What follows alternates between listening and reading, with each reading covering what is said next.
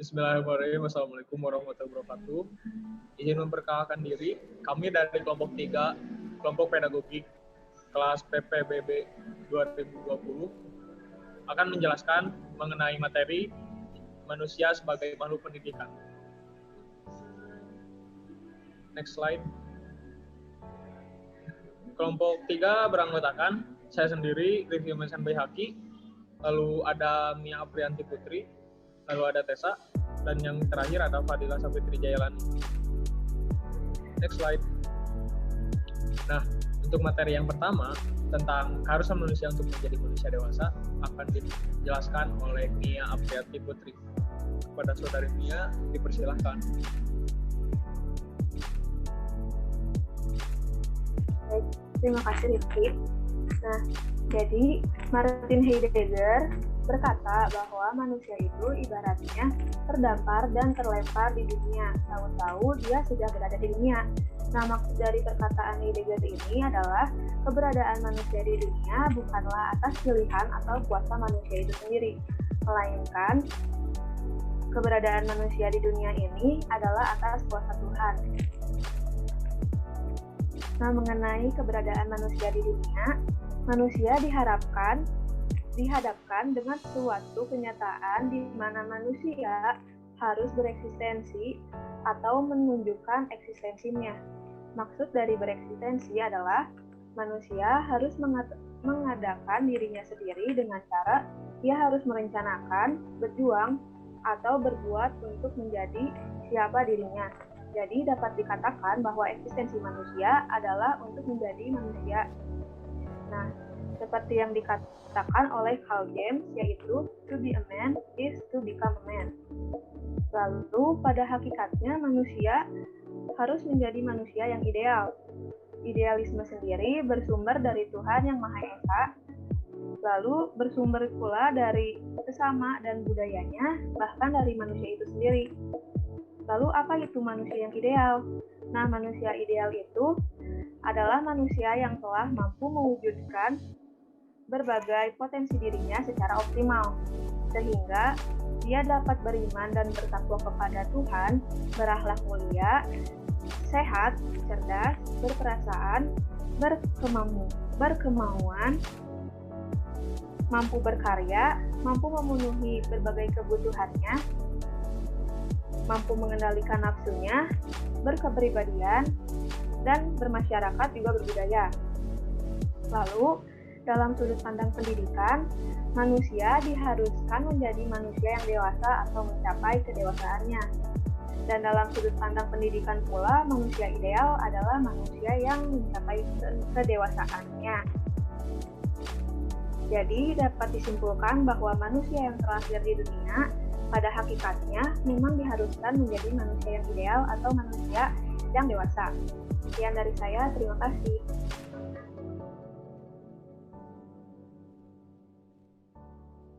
Terima kasih kepada saudari Mia yang telah memberikan materinya dan menyampaikan materi-materinya. Semoga apa yang telah disampaikan dapat dimengerti ya teman-teman.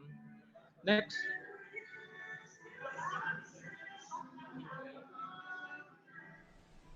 Nah, materi kali ini yaitu yang berisi eksistensi dan perkembangan manusia bersifat terbuka akan dijelaskan oleh saya sendiri, yaitu Rifki Mesan Bayhaki. Next, guys. Nah, yang pertama, eksistensi manusia bersifat terbuka. Setelah kelahirannya, dalam rangka melanjutkan eksistensinya, manusia selalu dihadapkan kepada keharusan untuk menentukan pilihan menjadi ini atau menjadi itu.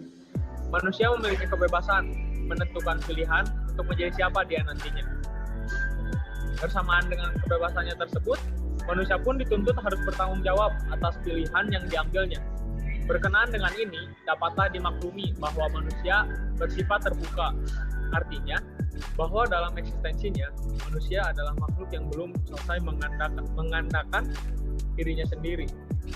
Ia harus merencanakan dan terus-menerus berupaya mewujudkan apa yang telah direncanakannya itu untuk menjadi seorang pribadi tertentu sesuai pilihannya. Next.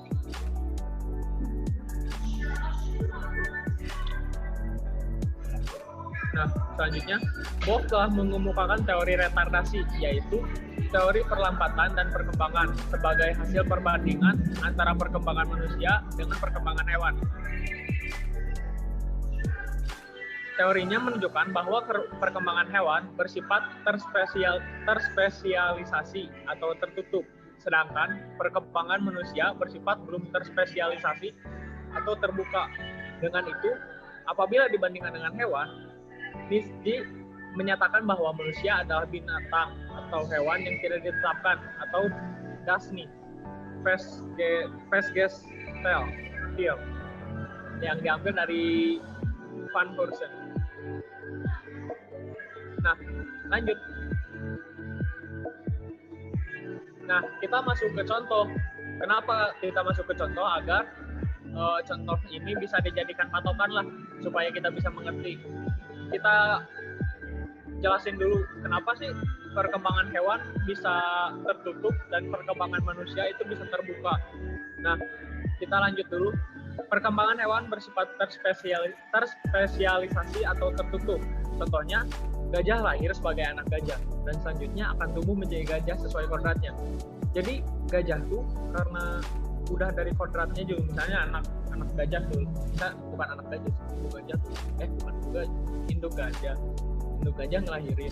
Nah, punya anak gajah, nah anak gajah itu akan jadi gajah muda lalu gajah dewasa sesuai kodratnya gitu. Karena gak mungkin gitu, misalnya induk gajah ngelahirin anak gajah terus gede-gede jadi anak serigala gitu, anak buaya gitu, nggak mungkin gitu.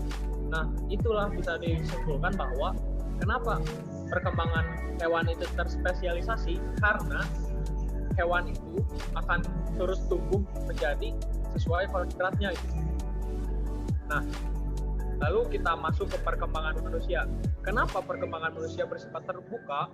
Karena manusia telah dibekali berbagai potensi untuk mampu menjadi manusia, misalnya potensi untuk beriman dan bertakwa kepada Tuhan Yang Maha Esa, terus potensi untuk beriman, potensi untuk berbuat baik, potensi cipta, rasa, dan karsa.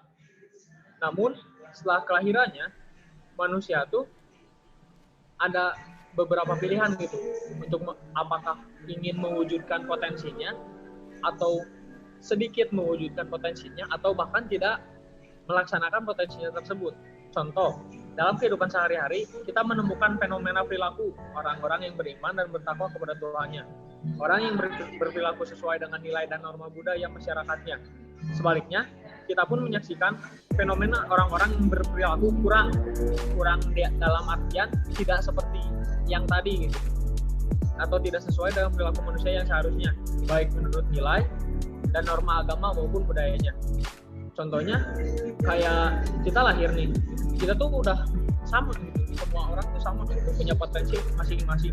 Ada yang punya potensi ini, potensi itu dan sebagainya. Namun lahir kita tuh bagaikan kertas yang belum diisi apapun gitu. Kita bisa bikin kertas itu mau jadi apa sih? Kan ada gitu. Kalau kita punya potensi ini, ada pilihan apakah kita ingin mewujudkan atau tidak sama sekali. Bedanya dengan hewan, kita tuh punya potensi, sedangkan hewan tuh tidak gitu. Jadi hewan tuh kalau udah gitu ya udah ngikutin kodratnya aja. Sedangkan manusia itu bisa memilih gitu, apakah dia ingin mewujudkan potensinya atau tidak, seperti itu. Demikianlah perkembangan manusia bersifat terbuka atau serba mungkin menjadi manusia, mungkin kurang menjadi manusia, bahkan mungkin tidak menjadi manusia. Mungkin sekian dari saya. Terima kasih. Nah, selanjutnya, next slide. Manusia sebagai makhluk yang perlu bantuan. Materi ini akan dijelaskan oleh Saudari Tessa. Kepada Saudari Tessa, dipersilahkan. Baik, terima kasih Rifki. Selanjutnya, saya akan menjelaskan tentang manusia sebagai makhluk yang perlu bantuan. Next. Nah, kenapa sih manusia itu perlu bantuan? Yang pertama, saat manusia pertama kali dilahirkan, manusia itu tidak berdaya. Jadi manusia saat dilahirkan itu belum bisa berdiri, belum bisa berjalan, dan belum bisa mencari makan sendiri, dan sebagainya. Yang kedua, manusia itu punya ketergantungan dan memerlukan bantuan. Nah, saat dilahirkan, manusia itu memiliki ketergantungan dan memerlukan bantuan dari ibu dan ayahnya ataupun orang dewasa di sekitarnya. Lalu yang ketiga, manusia harus menyelesaikan tantangan dan masalah. Nah, seiring berjalannya waktu, akan banyak tantangan dan masalah di perjalanan hidup manusia tersebut yang harus dihadapi dan diselesaikan. Lalu yang keempat adalah potensi tidak terwujud secara otomatis. Jadi manusia itu saat dilahirkan memang sudah diberikan insting, nafsu, dan juga berbagai potensi untuk dapat menjadi manusia atau untuk dapat menjadi dewasa. Nah, namun berbagai potensi yang dimiliki manusia itu tidak secara otomatis terwujud dalam perkembangannya. Nah, jadi untuk mewujudkan semua potensinya itu, anak manusia mempunyai ketergantungan kepada orang dewasa. Nah, sebelum mencapai kedewasaannya dan dalam rangka mencapai kedewasaannya, manusia memerlukan bantuan orang dewasa dalam rentang waktu yang cukup lama. Dan yang terakhir, manusia belum menguasai berbagai pengetahuan dan keterampilan. Nah, dalam rangka menyelesaikan atau memecahkan berbagai masalah yang ia hadapi dalam hidupnya, saat terlahir itu manusia belum tahu mana yang benar dan mana yang salah, mana yang baik, mana yang jahat, dan belum tahu kemana arah tujuannya. Dengan demikian, dalam perjalanan hidupnya itu, anak masih harus belajar untuk hidup. Adapun hal tersebut mengimplikasikan adanya ketergantungan dan perlunya anak memperoleh bantuan dari orang dewasa. Sekian, terima kasih. Terima kasih kepada Saudari Echa yang sudah menyampaikan materinya. Lalu ada materi terakhir, yaitu manusia perlu pendidikan, yang akan dijelaskan oleh Saudari Fadila. Kepada Saudari Fadila, silakan. Baik, terima kasih Rifki. Di sini saya akan menjelaskan materi manusia perlu pendidikan. Manusia perlu pendidikan karena M.J. Langsford pada tahun 1980 memberikan identitas kepada manusia sebagai animal educandum atau hewan yang perlu mendidik diri. Next. Mengapa perlu? Karena pertama, manusia belum selesai mengarahkan diri. Sepanjang perjalanan hidupnya, manusia akan terus diberikan ujian dan cobaan. Nah, dengan ujian dan cobaan itu, manusia akan terus-terusan mengarahkan dirinya, membuat rencana, dan menyelesaikan rencana tersebut dengan rencana lain yang akan diwujudkan lagi. Yang kedua, manusia harus menjadi manusia dewasa. Mengapa? Karena manusia yang belum dewasa masih harus membutuhkan bantuan orang lain, sedangkan manusia yang sudah dewasa itu bisa memberikan bantuan kepada orang lain. Nah, perkembangan manusia itu bersifat terbuka seperti yang sudah dijelaskan oleh Saudari Rifki tadi. Nah, manusia itu tidak berdaya apabila sendiri. Ya betul, karena manusia itu belum ada potensi apa-apa bila tidak dididik dan bila tidak mendidik dirinya sendiri. Next. Nah, keharusan manusia untuk berpendidikan, yang pertama ada eksistensi. Harus selalu mewujudkan rencana yang secara alami akan dilakukan manusia sehingga terus ada dan bertahan. Nah, eksistensi ini kan harus selalu ada gitu. Maka manusia itu sudah diberi jalan dan akan selalu merencanakan apa yang akan dia lakukan untuk kedepannya sampai hidupnya nanti selesai. Nah, manusia dewasa itu mengemban tugas untuk menjadi manusia ideal yang hakikatnya mendidik dan dididik. Maka manusia dewasa ini akan mendidik manusia yang belum dewasa dan akan dididik oleh dirinya sendiri. Next. Nah, perjalanan manusia ini saat lahir, manusia kan tidak berdaya gitu, tidak bisa hidup dengan sendirinya, perlu bantuan orang lain. Maka dari itu, itulah hakikatnya manusia perlu dididik oleh orang lain dan orang lain perlu mendidik orang lain tersebut. Dengan kompetensi, maka orang lain akan mendidik manusia sesamanya untuk bertahan dan membantu sehingga kemampuan tersebut itu diperoleh dari pendidikan. Terima kasih.